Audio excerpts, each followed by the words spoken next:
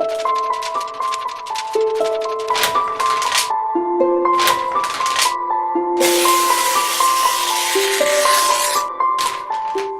نام از چندین کوچه، چندین خیابان و حتی اکادمیای علم‌های جمهوری تاجیکستان نامگذاری شده است.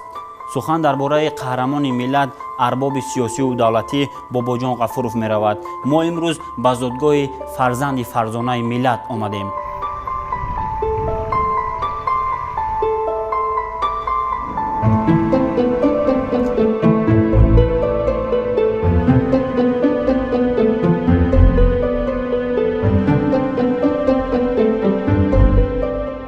قاسم رهبرش من اجازه گفتن که ما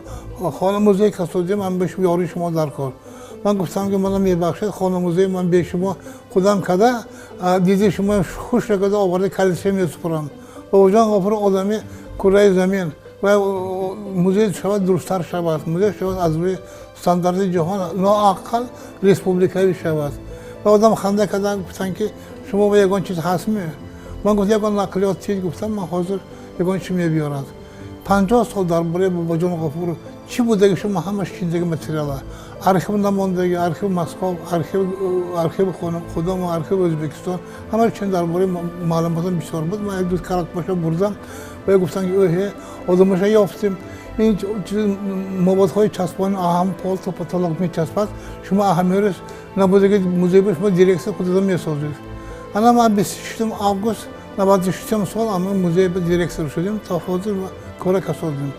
کدام آدم یک بار هم آثارخانه ما بیاد البته هزار بار رحمت گفتم میرد که همین خیلی جای آباد شده است. این خیلی آثارخانه برای مرکز تربیت شده است، تربیت علم شده است. بسیار چیز از یاد گرفتن ممکن البته همه جوان آمدنش در کار گفته و خودشون نقل کرده میرد. باباجان غفور وطنشون نقل میدانستن حیات طبیعت و میگفتن حبیب الله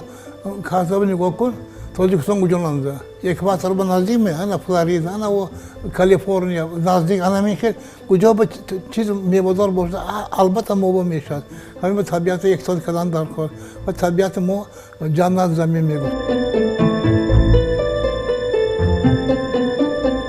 باید گفت که باباجان غفورov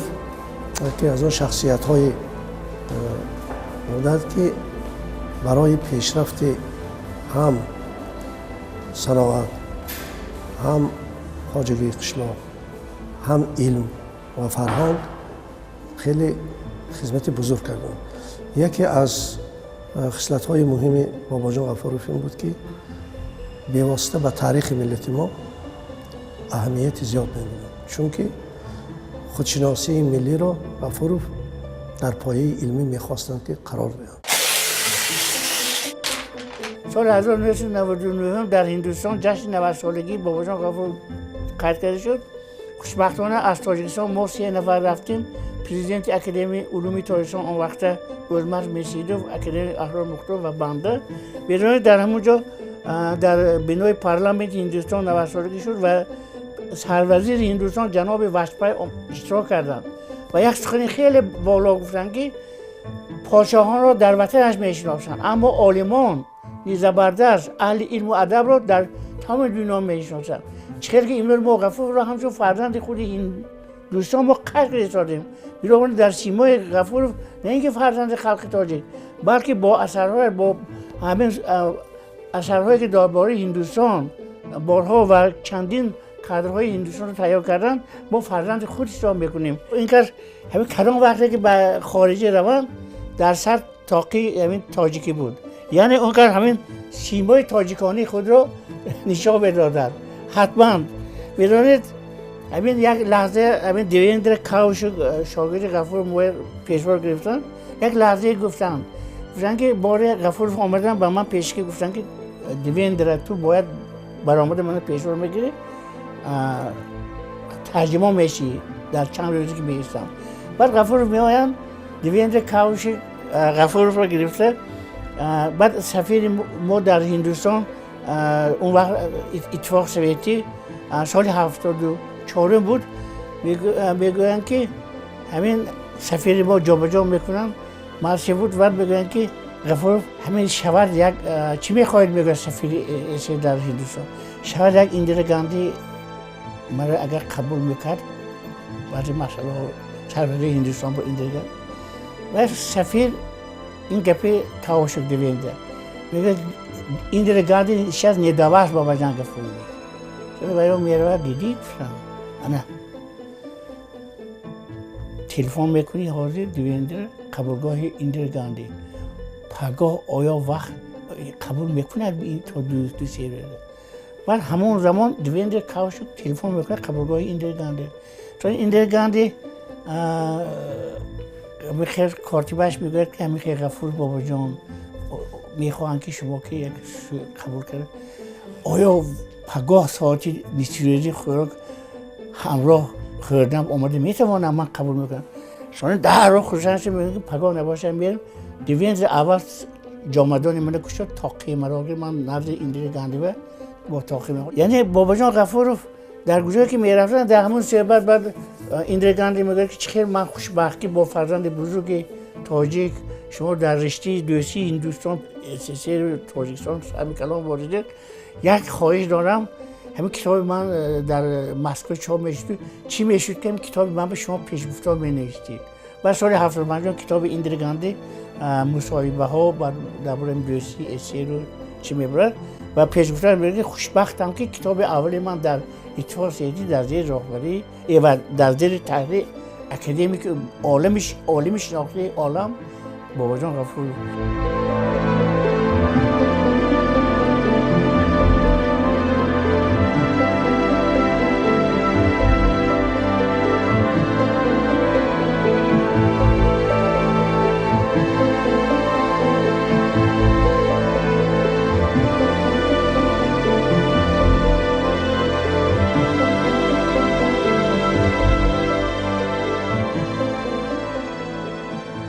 یک خصوصیت غفور همین بود که این کس از مخبری برآمدن مخبری فعال گزیت های همون وقتی آواز تاجیک این سال 24 سکر برآمد در قناری امروز ازبکستان به زبان تاجیکی چون من گزیتی پرولتر خوجان باشوکی خوجان این در چیزان گزیت های من سالهای 20 سال کرده گزیت قزل تاجیکستان به زبان ازبکی بعد همین گزیت ها تیتر خبر نویسم با امضاهای هر خیله با جان چلا بنویسم با جان روزاده با همین تخلص های چی یک خصوصیت همین سالهای 20 همین که اکثریت همین شخصیت های بزرگ ملت خادمان دولتی خادمان علم مدنیت از بین ژورنالیست ها برآمدگی من بابا جان غفور اکادمی اکیم ظریف رجب در گزیتی باشوکی خوجان کار میکنن ساتیم اورورا در گزیتی کانسمان تایستان کار میکنن سالهای 30 یا که عبدالغنی میرزا در گزیتی امروز جمهوریت کار میکردن چی تاجیکستانی شو همین خیلی یعنی اکثریت همین شخصیت های بزرگ از گزیت برآمدن و بنابراین بابا جان غفور هم یکی از همون شخصهایی که از گزیت برآمدن بنابراین همین استعداد این کسا به نظر گرفته سال 32 این کسا با اینستیتوت عمومی اتفاقی ژورنالیستیکی اتحادیه شوروی اون وقت میفرستن و اون کار در مسکو میخونن و خودی در مسکو خوندن اون کار و خصوصا در همین کتابخانه‌های مشهور مسکو با کتاب‌های خیلی نادر شناخته شدنشان این کار رو با یک مهر محبت وطن دوستی یعنی محبت به وطن ملت سر بشود و سال 1935 میآیند این کار سال 36 اول گزیتی چیو کار میکنن کمتر قجل تاجیکستان بعد تاجیکستانی سرخ بعد این کار سال 1936 مدیر سکتوری مطبوعات کمیته مرکزی پارتی کمیته 20 سال این کار از سال 1902 همین سال 1936 تا 56 در کمیته مرکزی کار کردم همچون اول من مدیر سکتور مطبوعات بعد مدیر شعبه بعد کاتب کمیته مرکزی دوم اوید به ایدئولوژی ترغیبات و تشویقات و از سال 46 کاتب یکم کمیته مرکزی پارتی کمونیست تاجیکستان تا سال 1956 همین که تاجیکستان نقد میدیدن که موندن گرفت کدام آدم از تاجیکستان رفت همین آدم نزدیک با این آدم قبول میکند قبول میکردن مثل سفید جوام پرخش نبود کدام این فقر خانات یکان کمبودی داریم ما یاردم در کار میگیرم میپرسد جوانای ناز میدونستن که اگر ضبطشان کردیم بسیار مکتبام اکسکورس رود مسکو البته بابا جان آفریقا میرفتن بسیار رسمشون گفتگی همین آقای باید میگفتن بابا من عائله عادی برآمدگی من تا همین درجه رسیدگی ما با نمیرسید پولی که ما کتاب خریم وای خریم شما با همه چیز هست نقد کنیتون آینده ما شما میگفتن من این آدم بسیار چیز یاد گرفتم و آدم میگفت حبیب الله امروز پگاه گشتن نمیبیاد мы мы должны работать по Эйнштейну мы должны обгонять время همین روز پگاه با کار کنیم پگاه یک روز به نه یک سال با 10 سال کار کنیم چون وقت گشتن نمیبیاد وقت غنیمت اینا من یاد گرفتم من همیشه شب روز کار میکنم چون که کار کرده من دم میگیرم و همیشه من کار کرده حواس کرده دم میگیرم میگفتن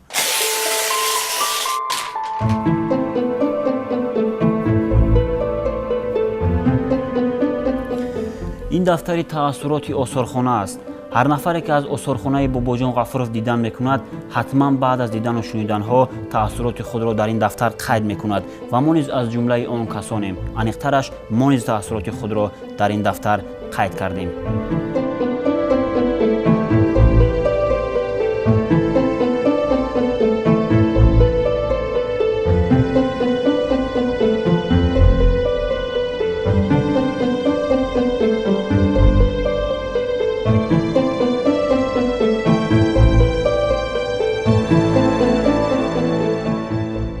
غفور پیش از همه برای ملت تاجیک کارهای بزرگ انجام داد. خودی همین تهیه کردن کادرهای زیادی علمی. ثانیاً هم میراث زیادی نیاگان ما در مسکو چاپ کرده. از همون خاکساری غفورov، آدمیت غفورov، ولی شخصیت میگن شخصیت ها کیا هستن؟ من همین که من آوردی گروهی چندین سال است که من نزدیک من 40 سال میشه که من درباره شخصیت‌های بزرگ ملتم اصلا می‌نویسم جستجو میکنم. همین شخصیت‌های بزرگ یک خصوصیت عجیب دارن که آنها همین در زیر مفهوم شخصیت 3 عامل اساسی است. یکم آدمیت، دوم همین آن کاری که آنها به همون کار مشغول هستند با تمام وجودشان داده شدگی و سومش آنها همین خاکسار میشوند. مثلا در سیمای غفور من خاکسارترین خاکسار رو میبینم.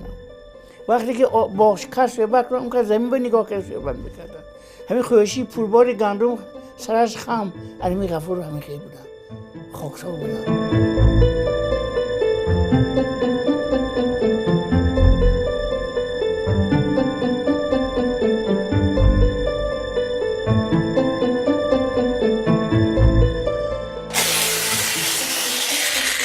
زحمت‌های بسیار ساله اکادمیک باباجان غفورov در ساحه علم در آن بود که او اثبات نمود که خلق تاجیک قدیمترین خلق آسیای میانه به شمار می‌رود. برای اثبات این سخن‌ها به شما توصیه می‌دهیم که به آثارخانه باباجان غفورov به ناحیه باباجان غفورov بیایید.